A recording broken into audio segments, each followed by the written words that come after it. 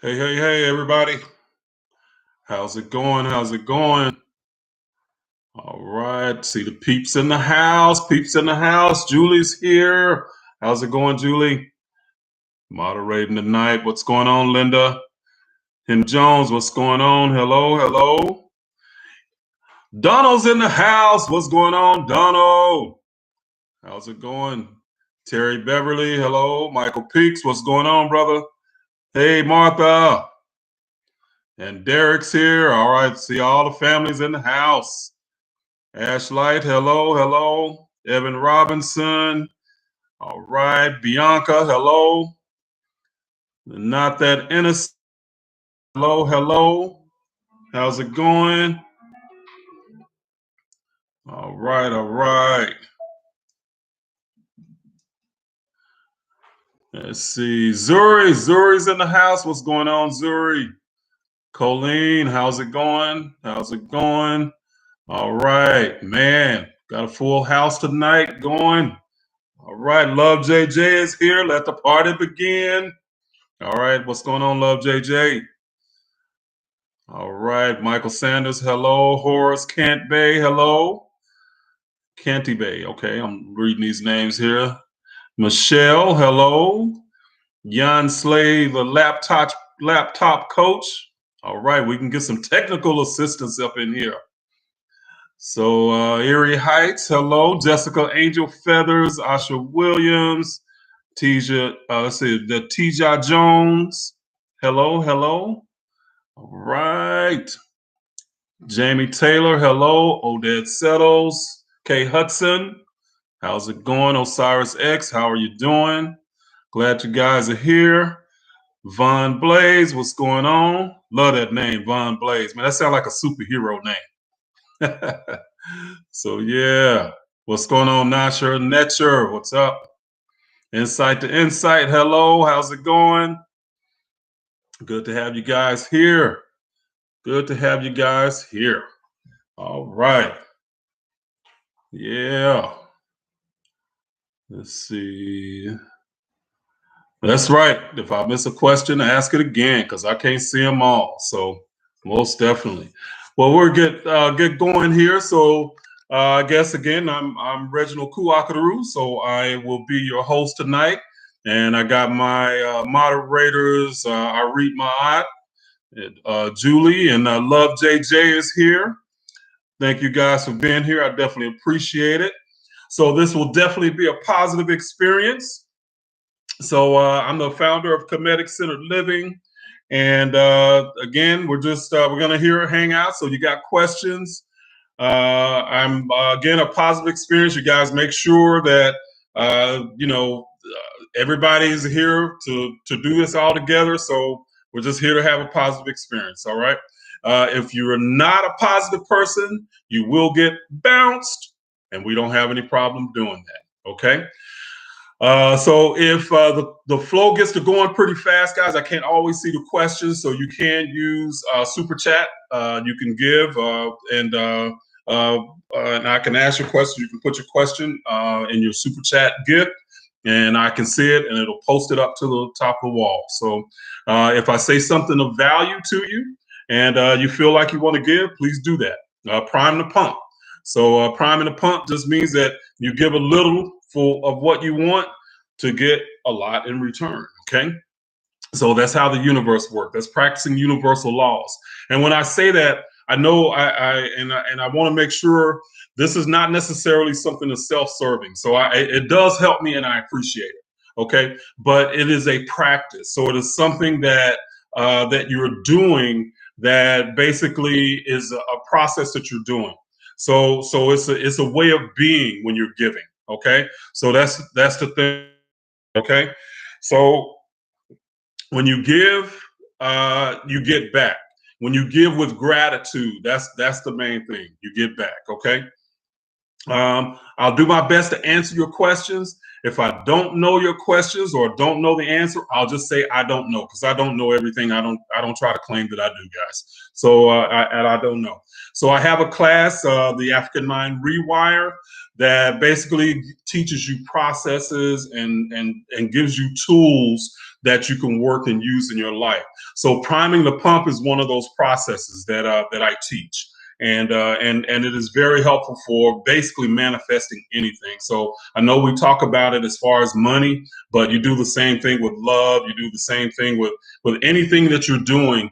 You have to prime the pump first. You can't hold on tight to something and then expect the universe to know what it wants to give you. What it's going to give you is the lack that you feel that you have. Okay, so that's what that's about. All right, so. Let's see. So we already have one question up here. So Robert Johnson says, "Can we manifest for others like our children?"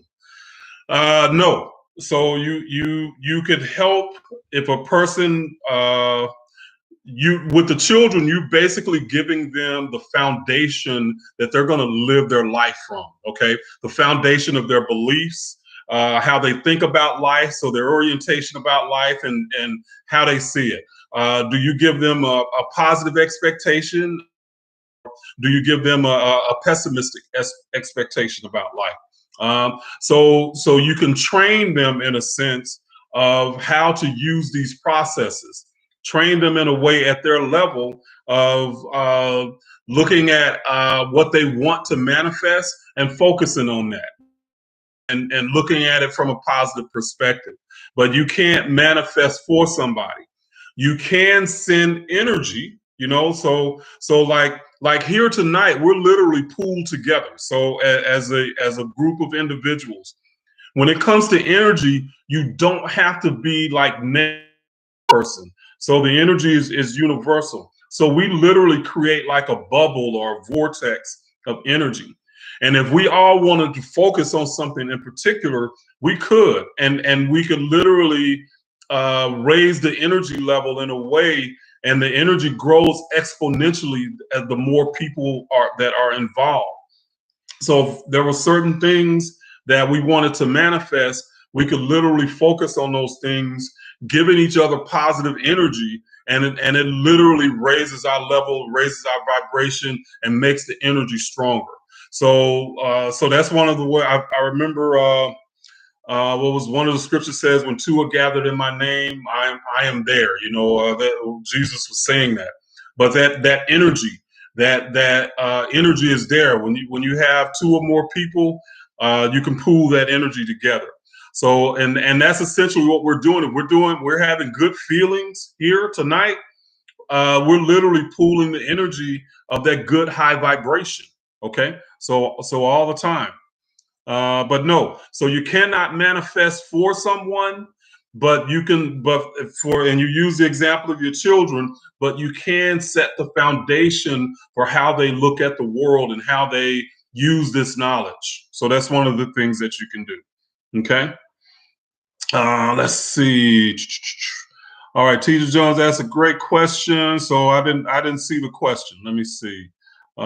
Teacher Jones gave $3.99. Thank you, Teacher Jones. Let's see. I'm looking for the question though. Where are we? Where are we? I'm looking back. Okay. How do you deal with conflicting thoughts like underlying fear and doubts? That is a good question. So great questions. So when you're dealing with conflicting thoughts, you have to focus on the thought that you desire. Okay. So and a lot of times we do have conflicting programming. Let's call it that, where we have that we're programmed to think negative in a lot of ways. Okay, and that negative programming ends up like undercutting the desires that we want, and that's what happens a lot of times. And what you have to do is end up. That's where the spiritual practices come in. That's where the spiritual processes come in, where you start to do these things daily, because it ends up being that the work that you have to do is to root out that those conflicting beliefs and conflicting thoughts. Okay, So you can't. It's not always where you can just snap your fingers and then you change your mind about something and just change it around. It's possible, but not usual. Okay. So, but the bottom line is, you have to learn how to focus on the things that you desire. And a lot of times, what we do is we start to end up giving more weight to the things that we fear. And how I define fear is that if we always have faith in something, and faith is just belief in something unseen that hasn't yet manifested, but we believe that it will. Okay. So a lot of times we have more faith in the fearful thing than we do in the thing that we desire. Because we're in fear, that means that we have more faith that the fearful thing will occur than the positive thing. Okay. So I hope y'all follow me on that. So if when you're in fear, you're literally putting more faith in the negative than you are the positive. So that's one way that you can look at it and start to understand what you're thinking and why you're thinking a certain way. Okay. So I hope that helps you. Okay. Let's see. Thank you for that question. Great question. Great question. Let's see. Do, do, do, do, do. How does one disengage from polarities? That means that you would have to like leave the universe, because this universe is built on polarity. There is no way that you can experience anything without polarity in the universe. It's impossible. Okay, so that's how the universe was born. So polarity is just part of it. It's just a matter of is it a wide polarity, or is it something, a close polarity? But you can't disengage from polarity. It's impossible. It goes against universal laws. You can't even be in the universe without polarity. It's not even possible. Okay. Let's see. Okay. Let's see here. Okay. Yeah, Odell Settles, you're right. A lot of people have more faith in the devil than they do God. They have more faith that the devil will do whatever it does than, the good. So good God. What is Ren and the spirit name? Just a name. I have difficulty finding details. You know what, Crandall, I remember something about that, but I forget right offhand what Ren is about us. I'd have to go back and look at that. But that's like I believe it was more like the flavoring kind of a way. And I'm just using an analogy here, but or metaphors. It's kind of the flavoring of who you are in the name. And the name is not a literal name. It's your vibration. Okay. And that's where the ancient Africans, when they talk about names, they're literally talking about your vibration and your substance. So when they speak the words vibrate a certain they vibrate certain synapses and stuff in your brain. And that's where a lot of people don't recognize, like, the names that we know as Amen and Ra and Atum and stuff like that. They're literally vibrational constructs. They're not really names. So and when I say a vibrational construct, it's like you can literally chant Amen. Okay, and literally chanting that over and over will activate certain synapses. So it's all based on the names, or based on a vibrational construct, and not necessarily the word that we're talking about. Okay. Let's see. And thank you for that donation. I appreciate that, Crandall. Appreciate that. Appreciate that. And Roses and Bees gave $20. I definitely appreciate you. I appreciate you. Thank you very much. Let's see. What does it mean to be 33? What does it mean to be 33 life path in Leo? That would be my daughter's domain. So getting into the life path numbers and astrology. So I'm not an astrologer. I know a little bit about it, but not enough to get you into that like that. Let's see. Let's see. Okay. Let's see. And how Yellow says it feels so good knowing that there is no hell to fear from Christianity is a complete cancer to humanity. That's the truth. It really is. There is no hell. There is no place that you're going to go to and burn. It's just there's nothing in nature that equates to hell. So we got to look at it like that. So everything in nature, the saying "as above, so below." If there is some aspect of nature that equates to hell, then that means that there's a hell in the metaphysical. But that's just not the case. There's nothing that works like that. See how it takes from energy and mass energy to create. What is your take on Kemetic teachers that use the fact that it takes fem energy and mass, or is that male energy, mass energy to create and validate their homophobia? I don't, man. To me, homophobia is ignorance. It's based in ignorance, and it's based in prejudice. It's based in bigotry. It's based in all the idiocy to me that Black people have to deal with a lot of times. And I will never, for the life of me, understand how another Black person can discriminate against another human being. Period. When we're discriminated against around the world, how do you justify discriminating against someone else? It makes no sense to me whatsoever. You know, if you're really if you're really being truthful about who you are, and you're saying that you follow these principles, I don't understand it. It makes no sense to me. Okay, so it's idiocy. That's what I would say about it. It's idiocy. Uh, PD Ruger says, "What happens after death?" Man, that's such a broad question. There could be a million things that happen after death. So, I mean, you got to be a little bit more specific there, brother. So that was Zoneye Sahara asked that question and gave $4.99. Thank you very much. Definitely appreciate it. And let's see. Yeah, PD, that question is too general, brother. You got to narrow it down for me a little bit, and I can see if I can help you on that one. Let's see. Religion like you keeps you in fear. Yep, religion definitely does keeps you in fear.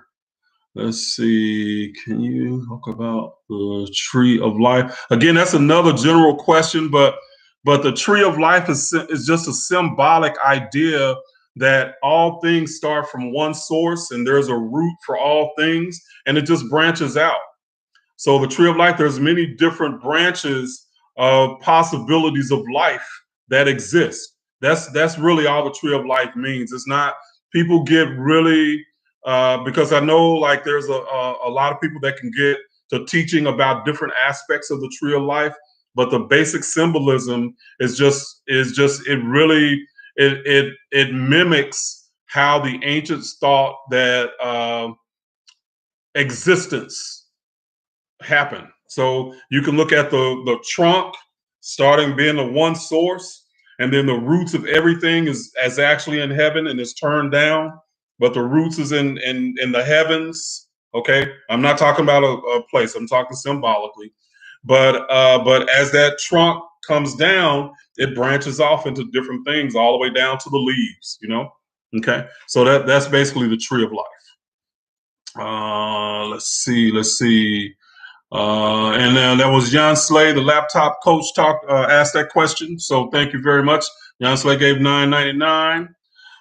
Let's see. Let me see. What do you think about the 7 Hermetic laws? The W battle 77 asked that.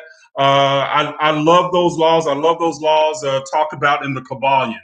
And I think that they are a very good and simplified way to understand the Kemetic ideology.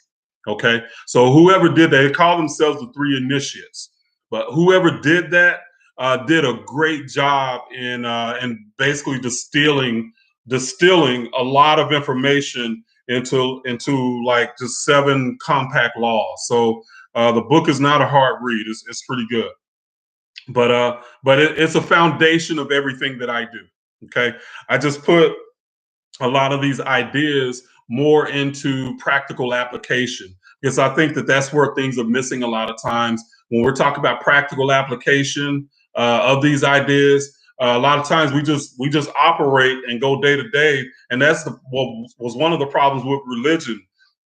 You're told don't do this, don't do that, blah blah blah.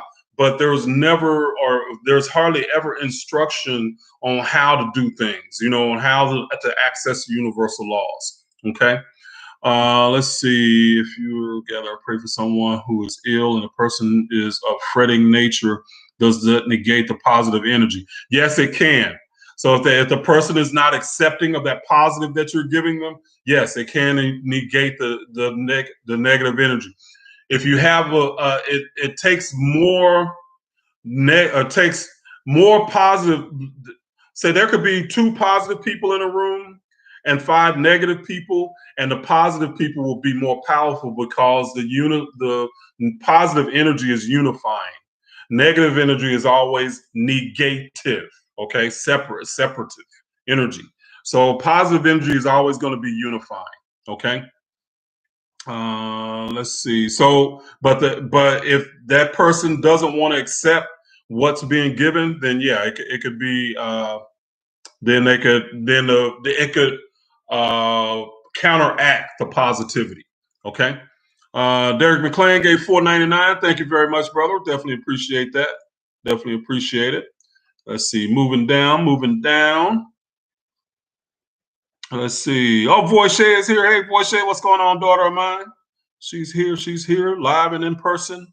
Okay. Let's see. High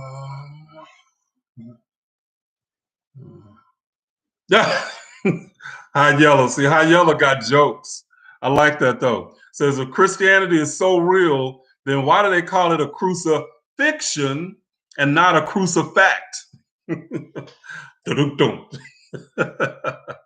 I like that. That's like I gotta remember that. That's a good one. That's a good one. Let's see. And let's see. Derek McLean, thank you for that $4.99. Ask, how do I move past the level on Kemet deities and really getting into spiritual knowledge and understanding? Derek, it's about the practice. It's about understanding processes and how to use and access those energies, because those deities are about the formation of energy. Okay. So, but if you don't know first of all, you got to have the foundation of understanding the universal laws and how they work, and then how they work in your life. Okay. So that's how you get past that. It's about your daily practice, because with religion, you basically turned it off and turned it on.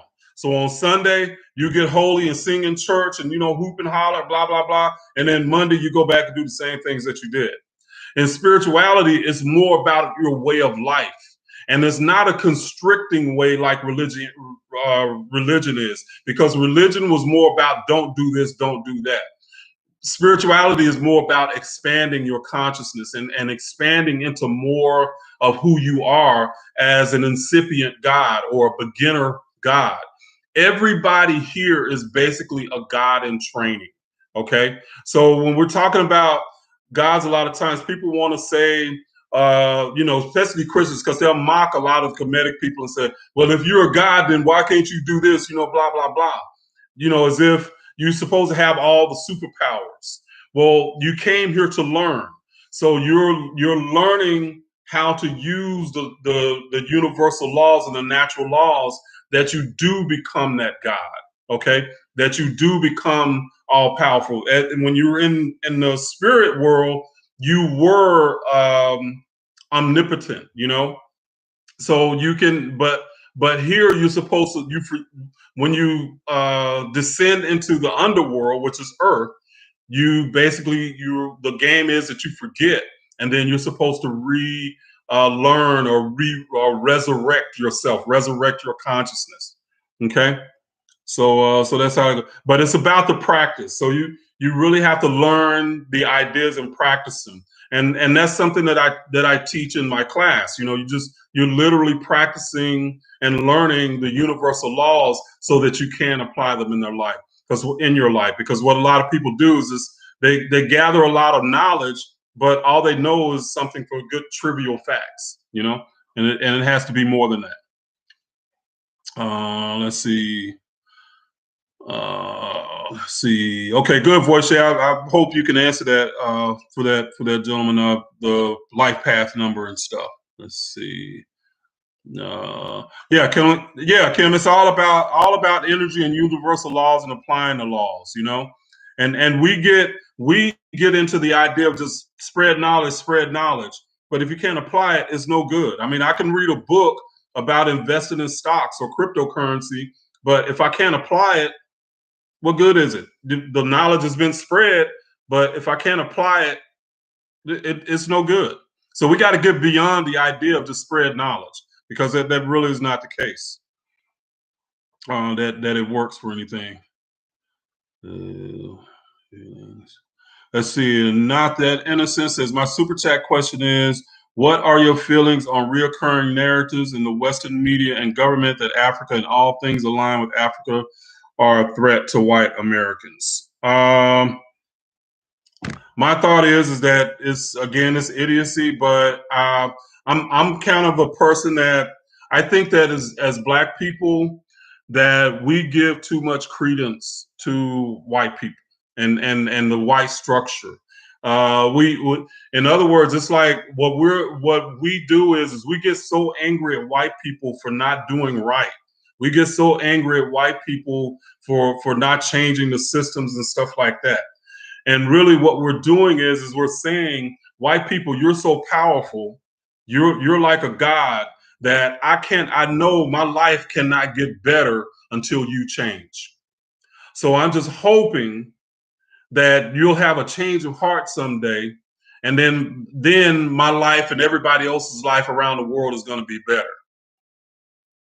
You're basically saying that they're God and you're powerless. And that's just not the case. So we have to basically come to the understanding that if there's going to be change, it's going to have to start with us, So we can't change them out there necessarily, and really how change occurs and a change in consciousness occurs is when we change from within, we upload something to universal consciousness. And then when a person reaches that vibration, they download it. That's how change occurs on a mass level. Okay, so we don't assume that, and I know symbolically, or I won't even say symbolically, we chant, we protest, we do all of these things, and those things are necessary on one level. But the change does not occur till there's a change in consciousness, and there's always an upload that somebody has to download. Okay, and that's how that works. But I don't focus on trying to change white people. I just practice the universal laws, and I understand that no change occurs until it occurs within me first. Nothing. Okay. Let's see. Looking.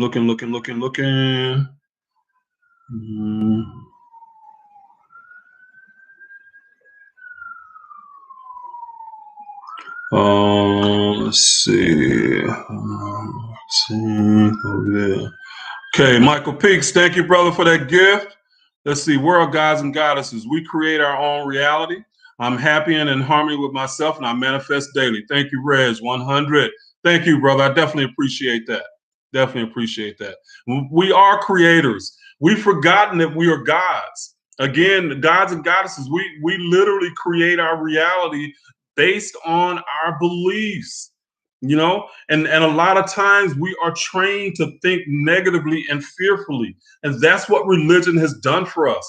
Religion has told us to dismiss ourselves and our individuality, to basically take care of everybody else but ourselves, to look at ourselves in some kind of negative way and lacking because we need Jesus, or we're nothing without God. all these negative things that we are ingesting all the time, and they bear fruit in our communities around the world, and especially in communities of people of color, where Christianity has been like the lead arm for really colonization.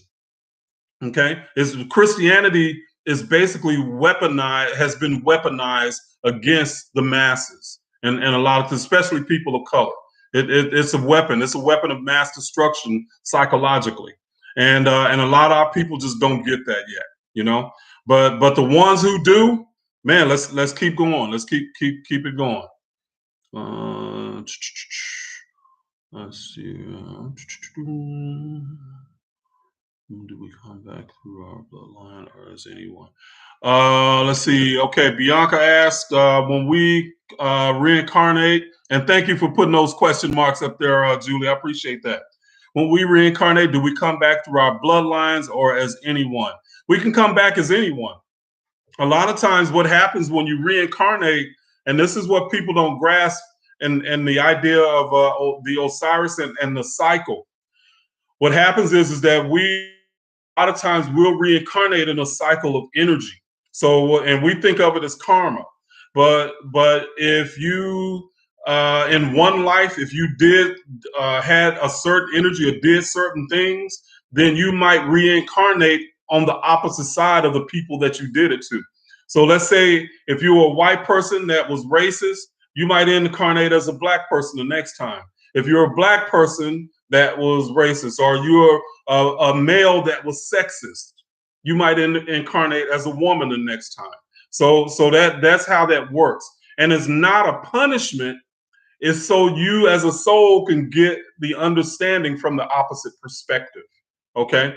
So that's how that happens. And it's just, and that's the cycle that we're talking about. The karma is how a lot of people term that idea, but it's not for punishment. Okay. Let's see. All right, got a couple of questions here. Not that innocence. Thank you for sharing your time, teacher. That resonate. I felt that and decided to shift my business model. And your words are added confirmation. Thank you very much, Innocence. I definitely appreciate that. Appreciate that. Innocence gave $25. Thank you very much. And Femi gave $5 here. Thank you very much. Can you talk about fasting for spiritual purposes and what it does for your mind and your body, and practices during a fast? So fasting, what a lot of people don't understand about fasting is that it literally resets your immunity system. So you can fast, different ways. I know people that do it with fruit, people do it with water, and people do it with nothing. They just don't eat nothing, or just drink water for 3 days. But supposedly, you can fast for 3 days, and after 3 days, if you just drink water for 3 days, it resets your immunity system. Okay, so I know that's one of the things that fasting does. All right. Let's see. Moving along. Is there another option? See, Yansley says, do we always reincarnate, or is there another option? Are you asking, do we always reincarnate on Earth? If you're asking that, no. There's other levels that we can reincarnate to. So we can actually finish the lessons on Earth, and then we can reincarnate to higher levels, okay, to different levels. So it doesn't mean that they're better or worse or anything like that. It's just a different level that we can reincarnate to. So it's not always physical. There's levels that literally the beings are like just plasma, okay, and it's just a consciousness that exists as like a plasma. That's the only thing I can liken it to, but just liquid plasma. And there are all kinds of consciousnesses. There are many different consciousnesses. I think I said that right. That are grouped together in this plasma type deal, and they exist like that, and they're not physical bodies. So there's different ways you can do that. Okay, that can happen. All right. So a lot of people think that, like, and as Christians we're taught, you die, you go to heaven or hell. Boom, in. No, that's not the case. That's just not the case. Okay. Let's see. Bianca Tate says, "Thank you. If you reincarnate as anyone, can you explain how I1 has characteristics from their parents if we do not reincarnate with a blood?" No, when you are born within a bloodline, then yeah, you're gonna have characteristics of the people that you were born through. Okay, so that's just a natural process. So there's a that's how you're like connected to them. So through DNA. Okay, so you're going to have definite bloodlines that you're born through, but there's not necessarily that you are just going to be in one particular bloodline every time you reincarnate. Okay, so that's all I'm saying. So yes, if you reincarnate, the parents that you chose this time, you chose them for a lot of different reasons. Okay, and part of that probably was the DNA that they could give you because they will give you certain characteristics. Okay. All right. All right. All right. Stephen Bishop came up big time. Stephen Bishop gave a $100. Woo woo. Thank you, Stephen. Says, I'm glad they be here. Thank you, brother. I definitely appreciate that. Definitely appreciate that. Let's see. $100. Man. Bam. Gaben. Woo. Man. So let's see. Going. Let's see. Dream, see. And let's see. Looking here, guys. MF Dresden says, I'm not trying to come back as a mosquito. No, I hear you. I hear you on that, MF. I hear you on that one. No, and that's the thing. You won't that's people, you gotta understand that our consciousness is at a certain level as a human being, and we won't go down as a consciousness. So you never like regress like that to where you will become an animal or something like that. So that's not how it works. And I know a lot of there are systems that says you will be punished in that way, that you'll like regress and become an animal, but it's different types of consciousness. So that won't happen. Like a flower has a different type of consciousness, okay, than say a cow, but both are conscious. That's why I understand like vegetarians is like, well, a cow is conscious. Well, a plant is too. It's just a different type. So if you're worried about the consciousness, then you don't eat nothing. And let's see. And Lovely Laura says, can you explain true versus truth? We create our reality. Only our own beliefs are true. Then what's true for someone else may not be true for me. Can you explain this a bit? Sure.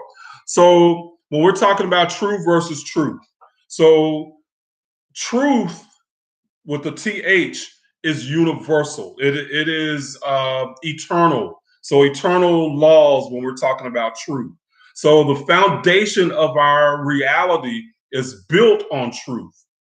But what happens within our reality is true for us individually, okay? And collectively, it is true.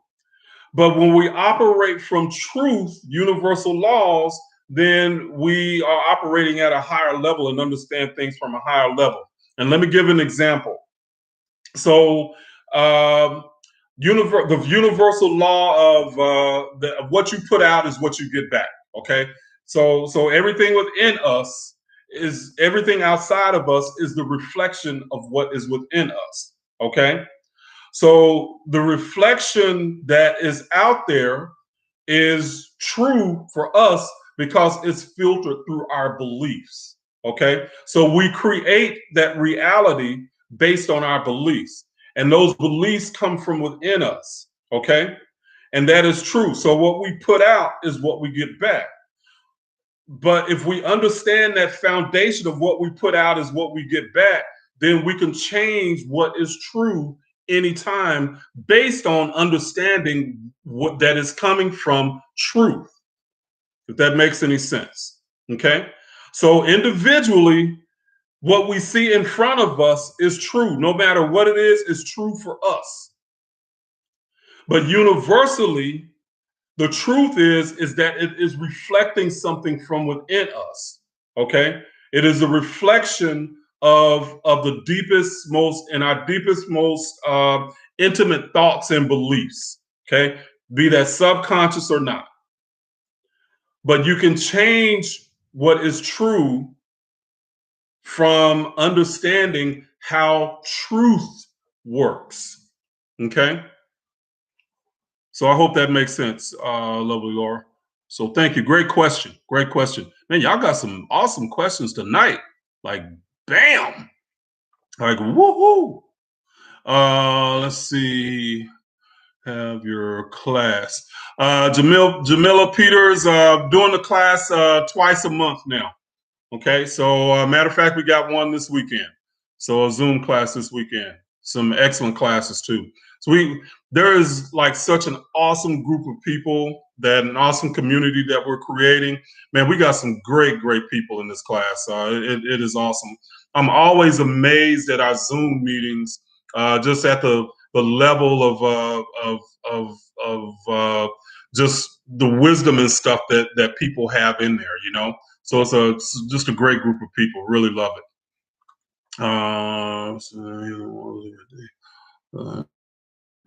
And not that it says she drinks crystal enhanced healing water. Yep, that can happen. Definitely. That's deep. That's deep. So most definitely. Derek McLean says, I can honestly say since I left Christianity and started a spiritual path, I have been more aware of myself and Mother Earth, which I never got from the church and this normal, and as church is this normal, I guess. Yeah, no, I hear you, Derek, and thank you for that gift, $9.99, Derek. But yeah, you literally expand in so many ways when you leave the dogma, because it's like you have to filter it through Christianity. You literally, if it doesn't fit in the box that they want, you literally have to filter it through the fear of, man, is this satanic? As soon as you do that, you cut off the flow of knowledge and information that you can get from your higher self, because you operated in the constriction of fear. It's like when you're in joy, when you're happy and elated and ecstasy, it's like you think of information coming through like a big water hose, okay? And then when you're in fear, that hose just shrinks, okay? And it can shrink into like, just a small opening.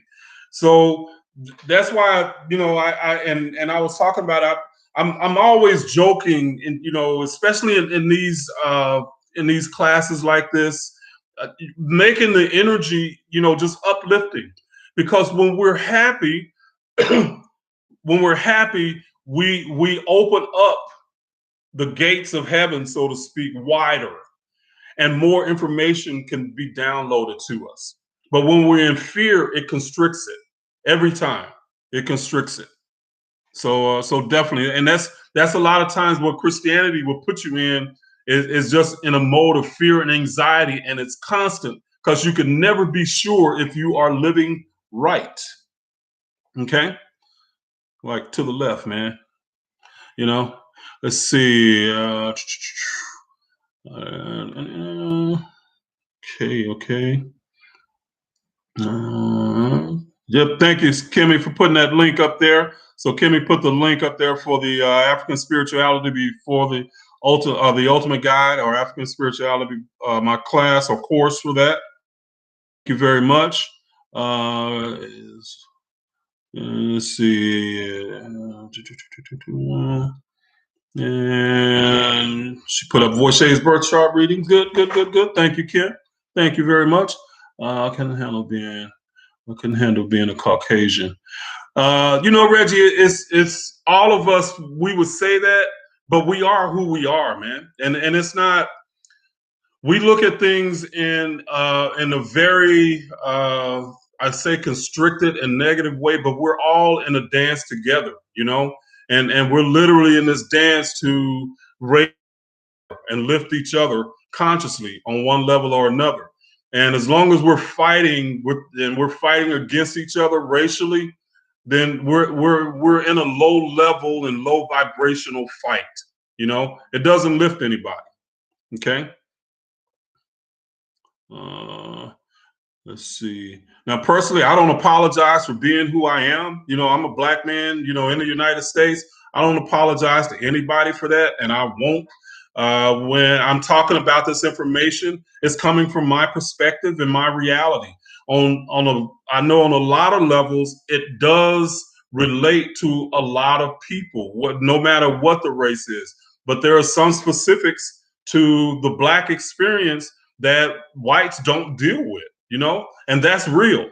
And a lot of times in our Zoom class, we get into those discussions. I mean, it's what's true for us in a lot of instances about this reality. And we have to work through those ideas, plain and simple. So it's not like you act like they don't exist. You don't act like racism don't exist. You understand that it does, but the approach that you have to get over it, for me, is not about trying to change white people.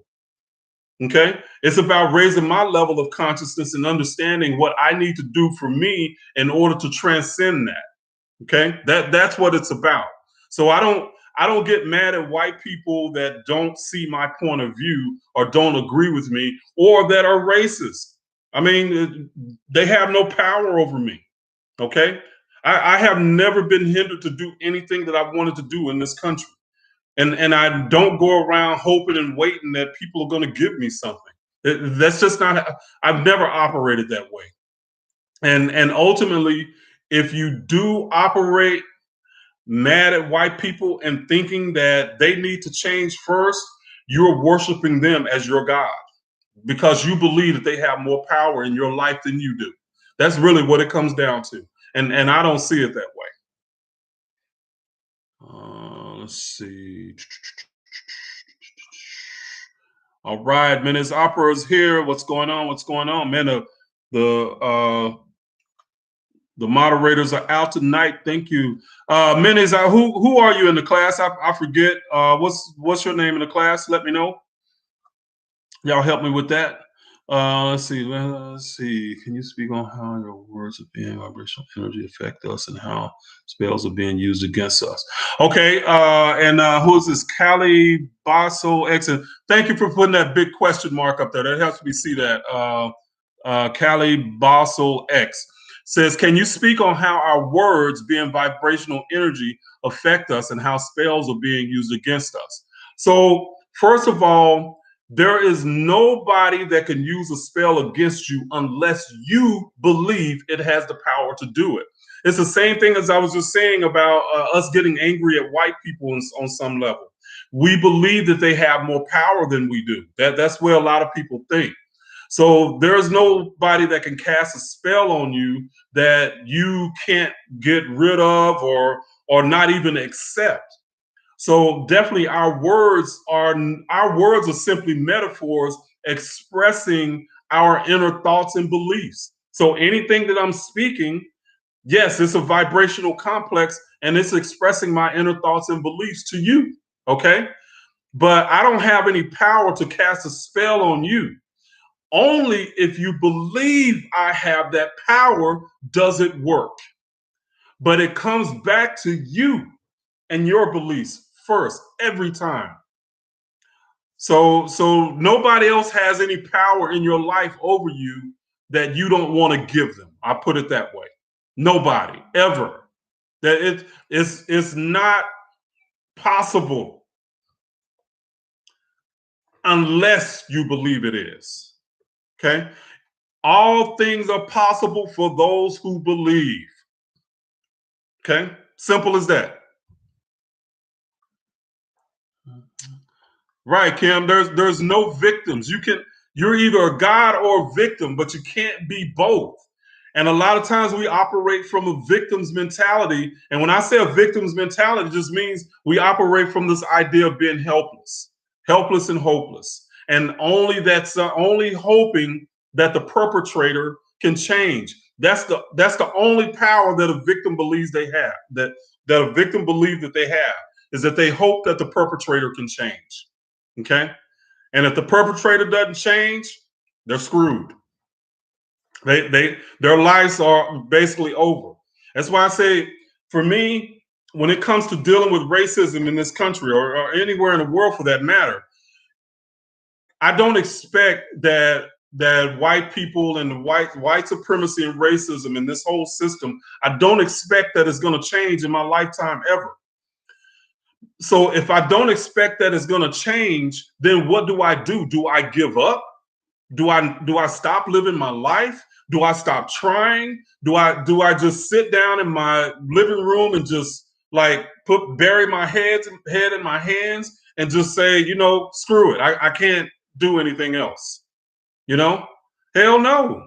I'm gonna live my life. That means I got to find another way around the roadblocks that are put in front of me. That's really what it's about. Okay. Let's see. Looking. Let's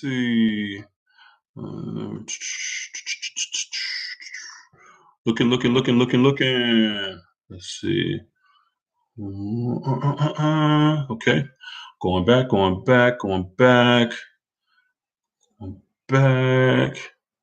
Let's see. I'm just looking for the questions, guys.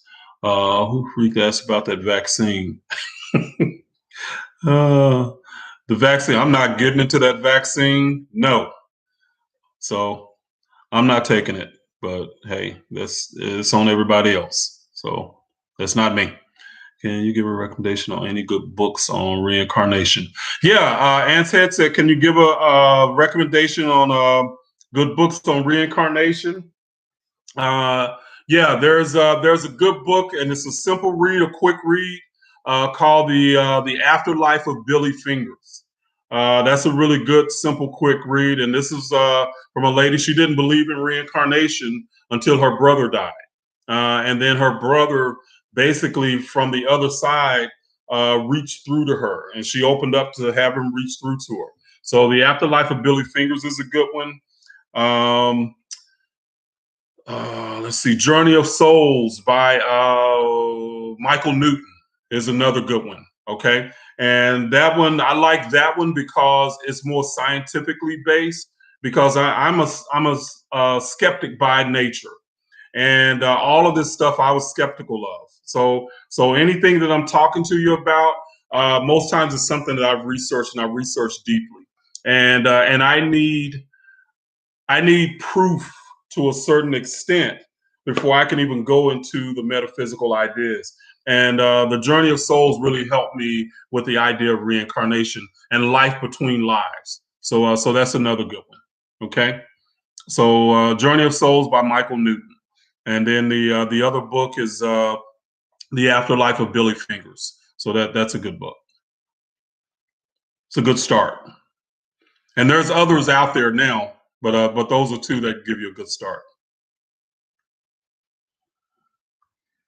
Let's see. Not that innocent. You're getting that birth chart reading tomorrow. So she says she's getting that birth chart reading tomorrow from Voche. Well, I know she does some good ones. I know that's real. So let's see. Going. Let's see. So Eden. Let's see. Not that it says preach, teach. Yeah. And let's see. There. And Alicia Usher just gave $5. Thank you, Alicia, very much. Definitely appreciate it. Let's see. Let's see. That's hard. Okay, I was looking for some other questions. I was waiting. Okay, so I was waiting for some other questions. So y'all come on with them. Come on with them. You're welcome, Ant's Head. You're definitely welcome. So Ant's Head page. Sure thing.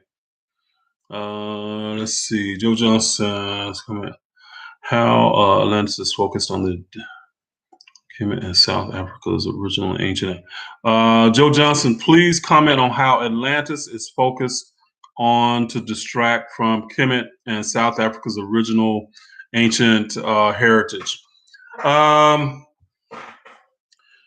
belief in Atlantis, to me, it's a lot of times Egyptologists, early Egyptologists especially, did not want to believe that Black people could have built the pyramids. So they bring in Atlantis from the ancient times Mesopotamia in the present times of ancient Egypt. So it's like they hit it from both sides. That there had to, in other words, what they're saying is there had to be a white race somewhere that did the great things before the black people came. Okay, so that's how I kind of look at that. The other things they use is aliens. Okay, had to be alien technology that built the pyramids and all of that. Prove it. Okay, and it's not to say I don't believe in aliens. I don't believe that we're alone in the universe. But why do they swoop down, build the pyramids, and then take off? It doesn't make sense to me. But and why do they just it's crazy. Let's see. Femi, no, I did not see your question. Let's see. Did you have another question up there? Let's see. I'm looking. Okay, looking.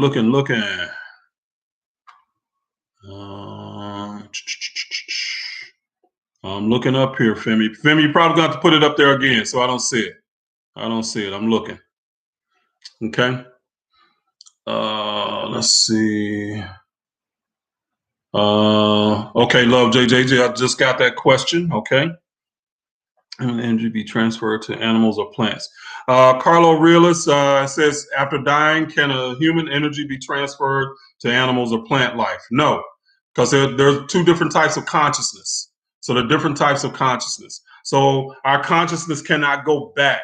It cannot go down. It can only move up or stay. So you can't be a human being and then like MF Dresser said, a mosquito later. I mean, that's just not how it works. Okay. Let's see.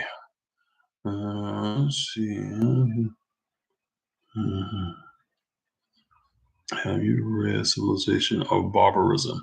Uriel, no, I haven't read that book. So Civilization or Barbarism, I have not read that book.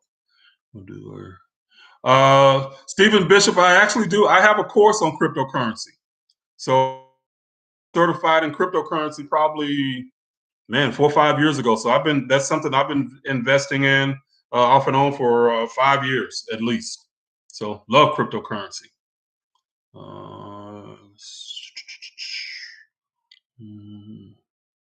Let's see. And thank you for putting those questions up a second time, love JJ. I appreciate that.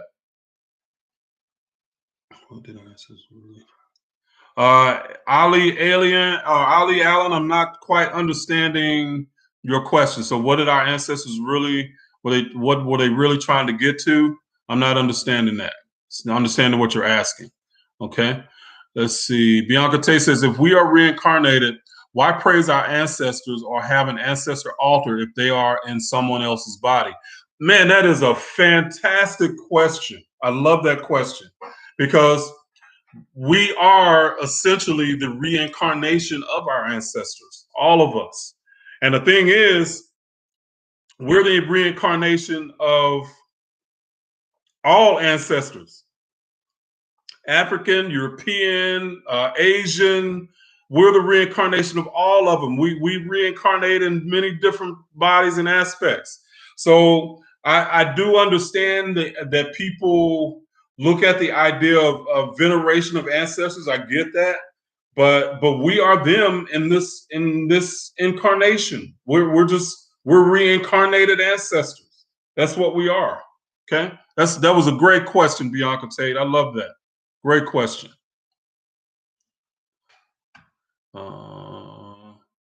Kimbra Harper says, it's tarot devil stuff. No.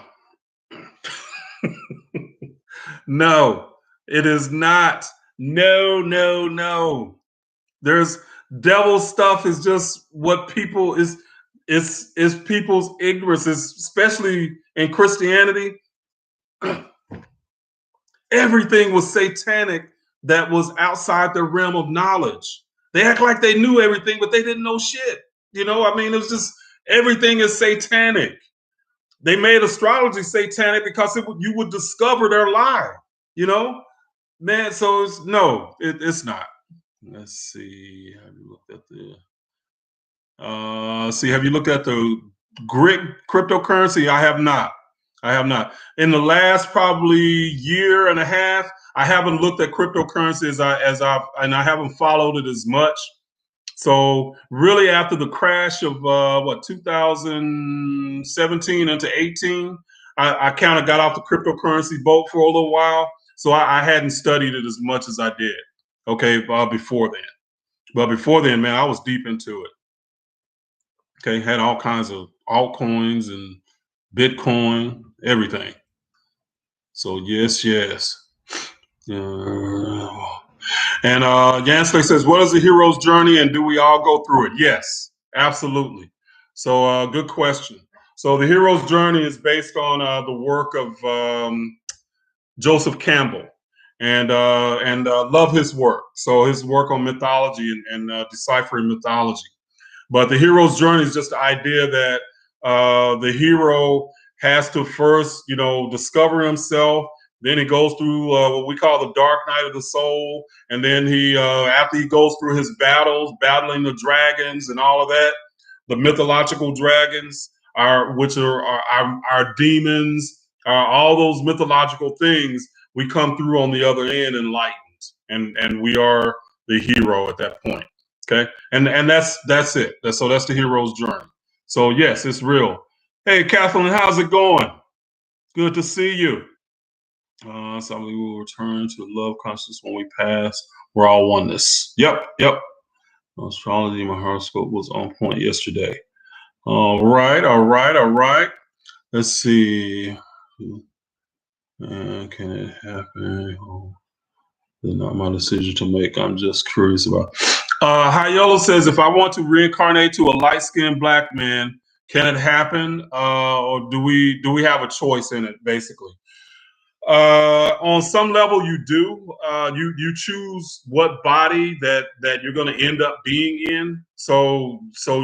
And you choose it because of the characteristics. And you can choose characteristics that downplay certain things. You can choose, like, for instance, you can choose characteristics that you want to be more athletic than intelligent, and vice versa. You can choose a birth defect that makes you focus on certain things in life because of the birth defect. So there's a million ways that it could happen. But yes, you could choose to be a light-skinned black person or whatever. So depending on what you want to learn as you incarnate. Okay. Do you believe Masonry was in Kemet, Derek McLean, in the form that we have it in now? You talk about the Masons. No, I don't believe in what we're talking about today. Now, Masons do get their knowledge from ancient Kemet, but Masonry itself, in the form, it's possible, but unlikely. Unlikely. I tried to join the Masons. They kicked me out. I asked too many questions. Dude said, "How do you get kicked out of the Masons?" I don't know. I'm lucky, I guess. They didn't like me. Oh man, that's so funny. Look back on that now. That's so funny. But anyway. Cool. Let's see.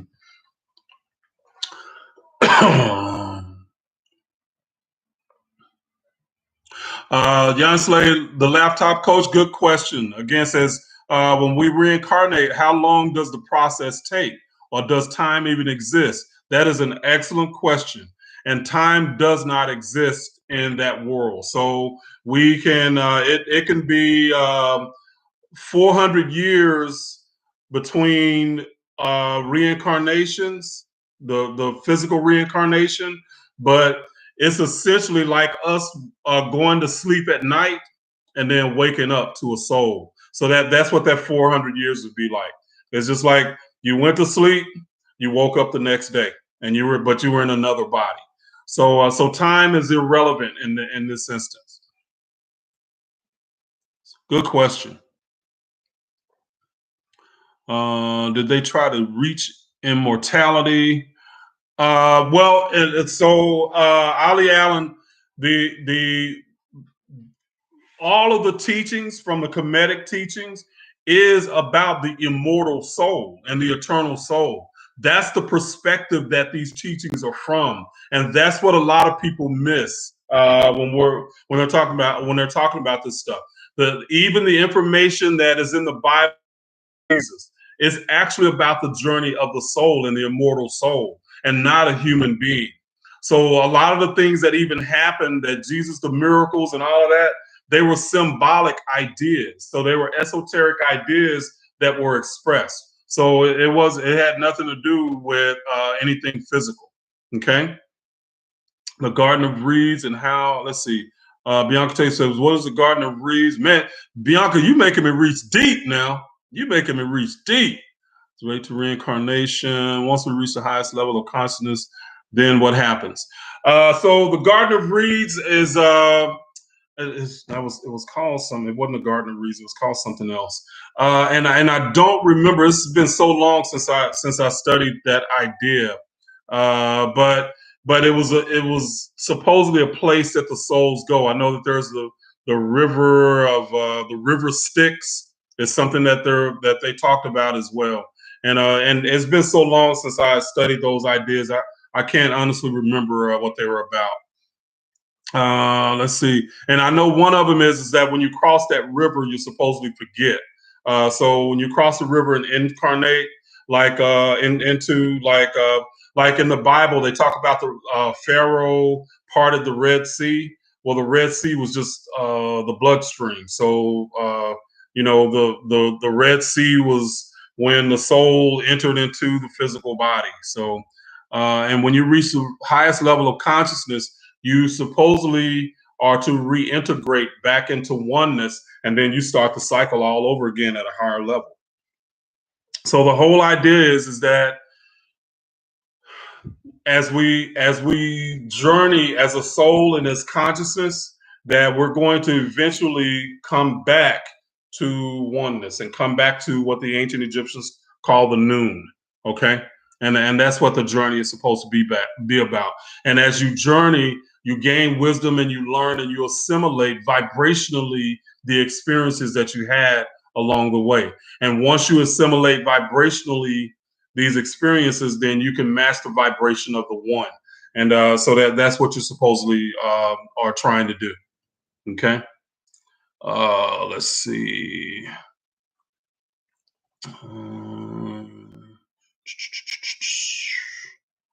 Let's see. Going here, going. Life is a journey. Yes.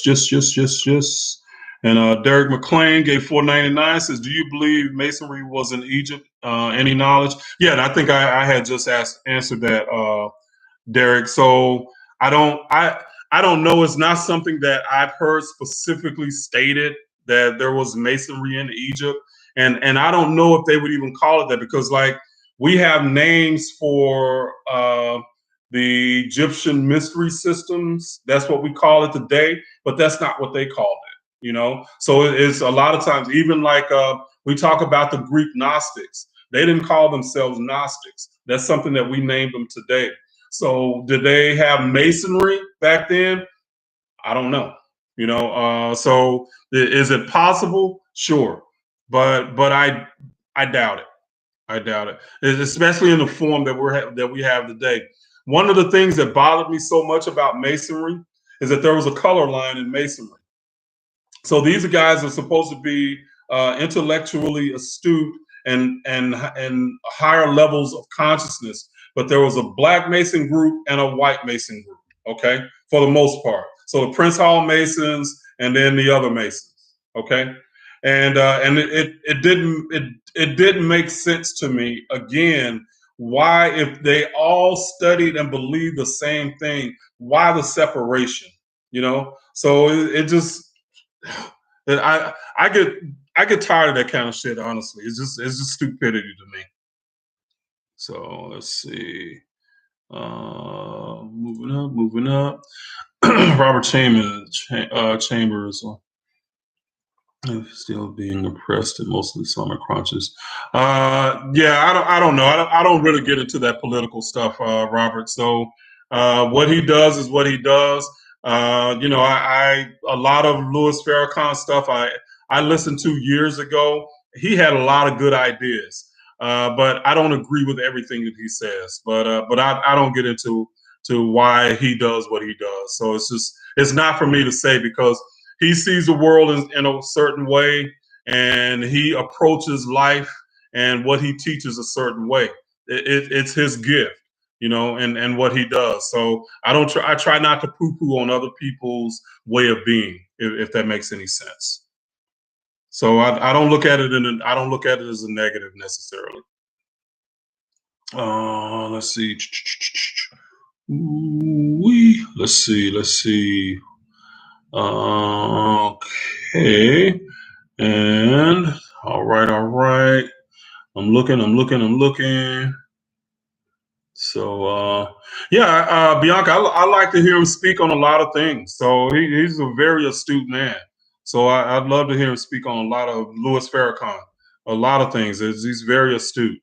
Like I say, I don't agree with everything he says. I don't agree with what a lot of things. Or I don't accept anybody's ideology wholeheartedly, because there's just things we don't agree with because of our experiences.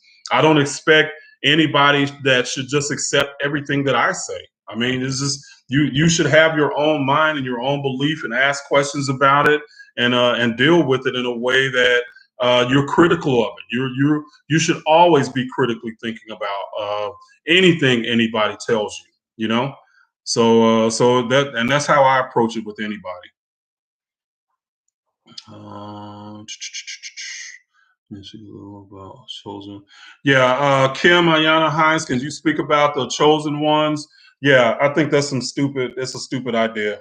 Again, it's like God has a favorite. I have two children. I'm not going to choose between my children. That I love them both, and there's no way I'm going to choose between my children. Why would God choose a chosen group of people that's above all else?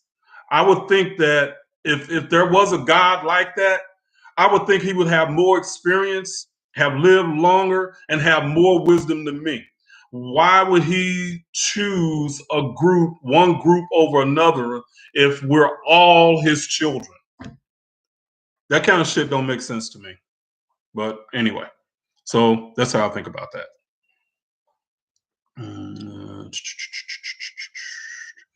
Let's see. The debunks were saying. Have I heard of the Atheist Experience? No, I haven't watched that show. I have not. Not familiar with it.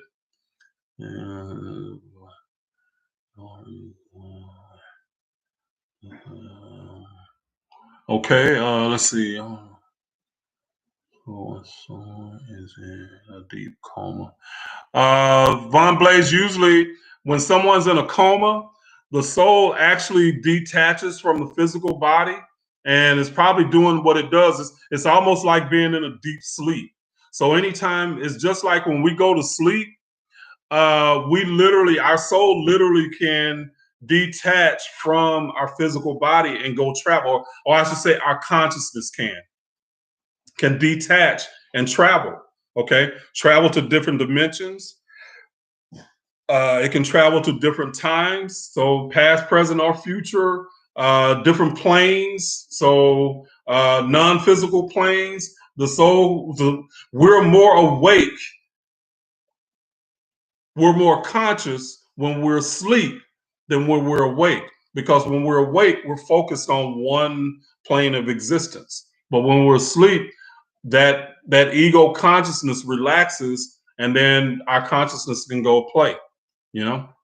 So so Jan Slay says, are soul families real? Yes, from my studies, soul families or pods are real. So they exist together, and they usually, people incarnate on the same level.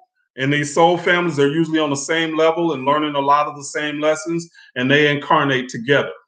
Okay, so yes, they can be real. Do you watch the real Merkaba? No, I don't. I don't watch a lot of the YouTube stuff. because a lot of times it just annoys me, to be honest with you. So it's like they can say something really good.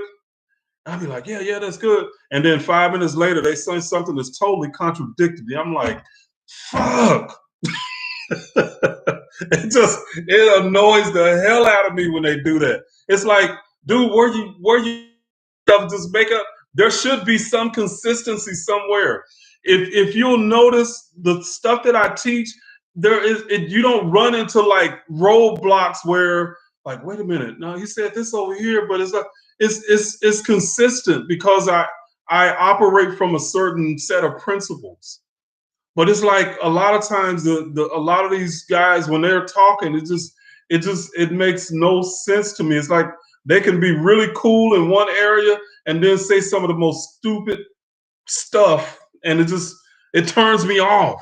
And I'm like, I'm done. I can't do it. So and that's not, I'm not saying that about the real Merkaba. I don't know his stuff. I've seen his channel, but I don't know what he teaches necessarily. So I don't watch a lot of that stuff. So I don't know him specifically. So not speaking about him specifically. Let's see. See, Dwight Edwards has a question about the 12 zodiacs. I didn't see the question. So he said, what about the 12 zodiacs? See, that question is so general. I don't know what you're asking me to talk about. What about the 12 zodiacs? So you got to be a little bit more specific. So it's too general.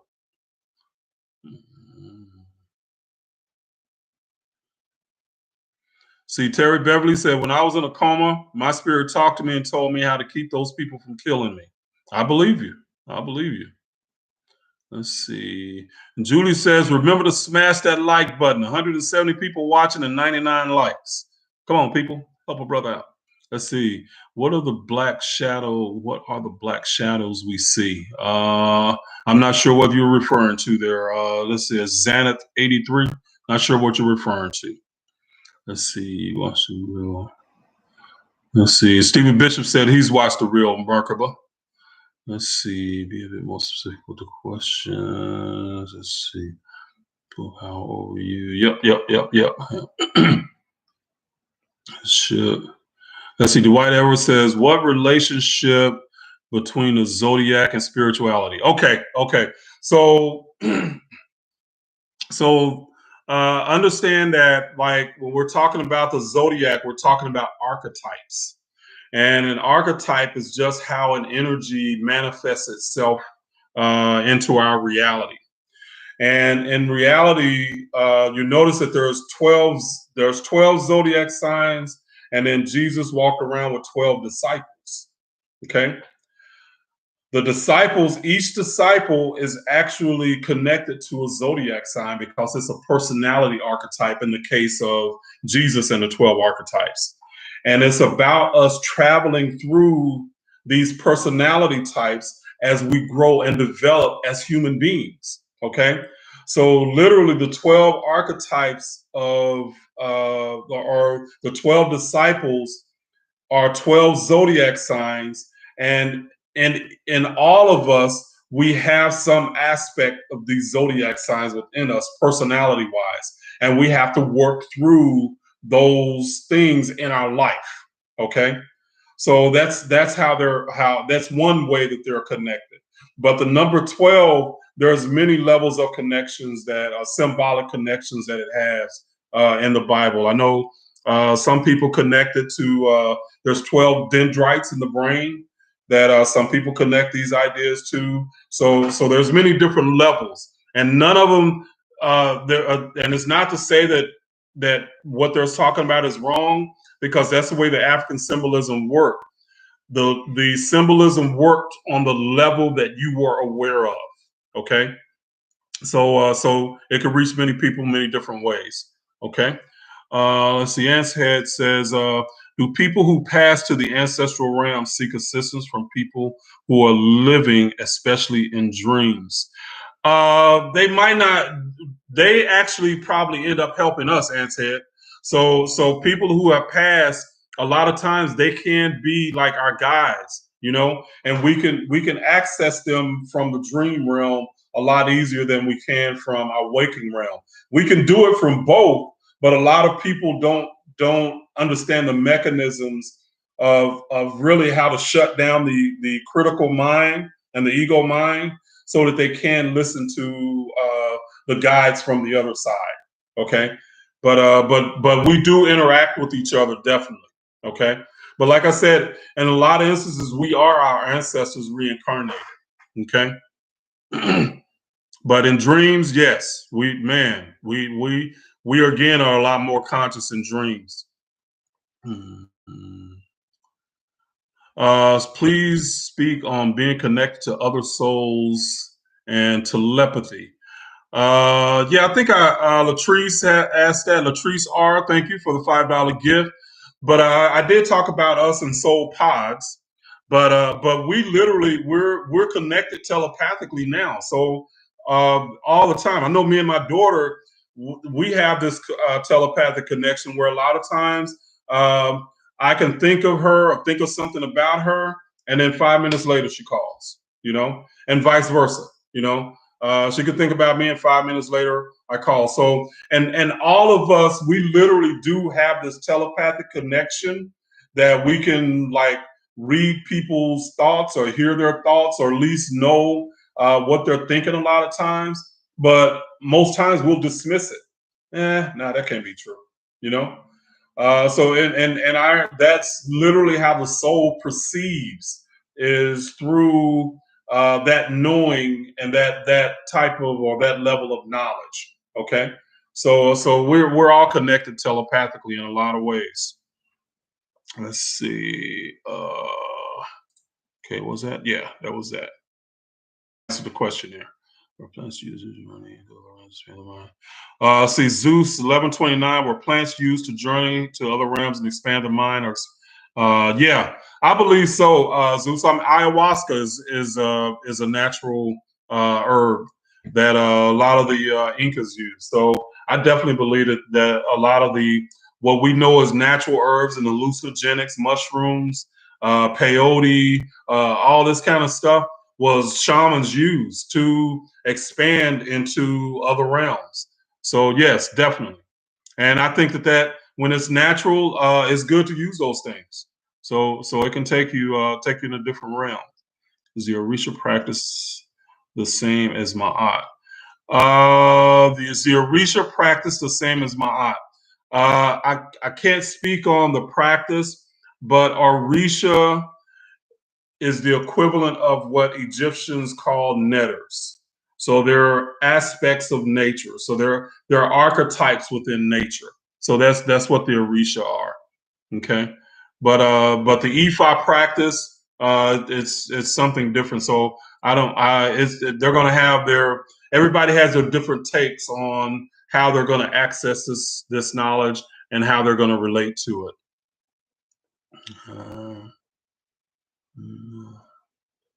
Okay, so Bianca Tate said, please elaborate on soul spirit families. Also, did you say it takes 400 years to reincarnate? No, I said that it can. I was just using that for an example. But there could be, in time, we think of as 400 years, but to a soul, it's an instant. Okay? So time doesn't exist in that realm. So that's what I was saying. I was saying that it could seem like 400 years in time that was between incarnations, but in reality there was no time at all for a soul. So it doesn't. A good movie to watch, Bianca. If you haven't watched the movie Soul, that's actually a good movie to kind of give you an idea. They use some different terminology, but a lot of the concepts that they use are actually pretty accurate.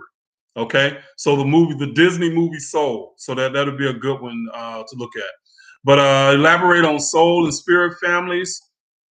I don't know. Let's see. So we all have like probably a close group of family or souls that we incarnate with over and over. So for thousands of years, thousands of lives, and we switch roles a lot of times. So You know, one time it could be our cousin. We can be cousins. Another time we could be brothers and sisters. You know, I could be a sister one life. You could be a brother one life. So soul families usually are on the same level, okay? And our soul pod is on the same level, and they reincarnate together. This is also where their soulmates are connected.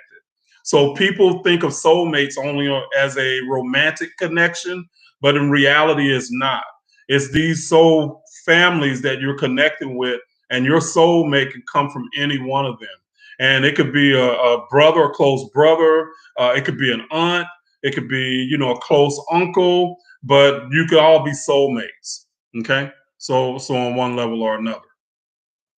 All right, Dwight Edwards, thank you for that gift, $4.99. Appreciate it. Appreciate it. Let's see here. So,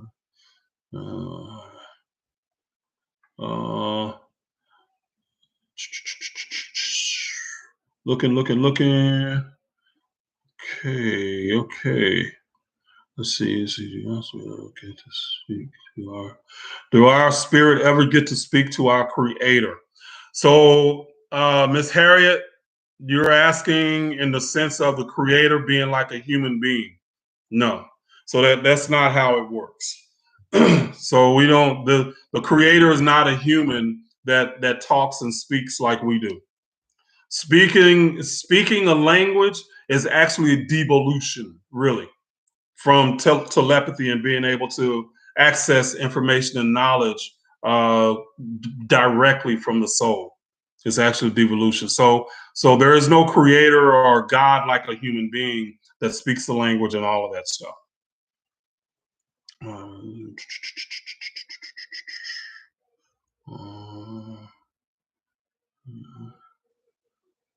Let's see. All right, let's see. What is soul incarnation leads? Okay. All right, guys, we're coming to the bottom of the hour, so we're probably gonna. It looks like the questions are slowing down, so I'm probably gonna shut down here. Let's see. Do tarot cards work and how? Yes, Cali Box, they do work, and they work because they work on the idea of synchronicity. Okay, so yes, tarot cards do work, and Voche actually does tarot card readings. So Voche, put your page up so anybody wants to get a tarot card reading or a birth chart reading from her. Very helpful. Man, a birth chart reading is like having cheat codes for your life. So it can be very good. So put your page up there, Voice. So, okay, guys, it's at the bottom of the hour. So I want to thank everybody for being here. All my moderators, Love, JJ, Julie, Kim, Voiche. Guys, thank you so much for being here. And let's see, we had another one that was here too. Menes Opera that was here. So thank you so much. So everybody, thank you guys for being here. I really appreciate y'all, all the gifts that you gave. Stephen Bishop giving that big $100. Brother, thank you very much. I definitely appreciate that. And everybody here. So again, let's see. Next week, I'm actually going to be out of town. So I won't have a live next week, but the week after we'll do another one. Okay, so the next Wednesday. Okay, so not next week, but the week after. So I'm going to be out of town. I'm actually going to Hot Springs, Arkansas. Just going to go there, max and relax.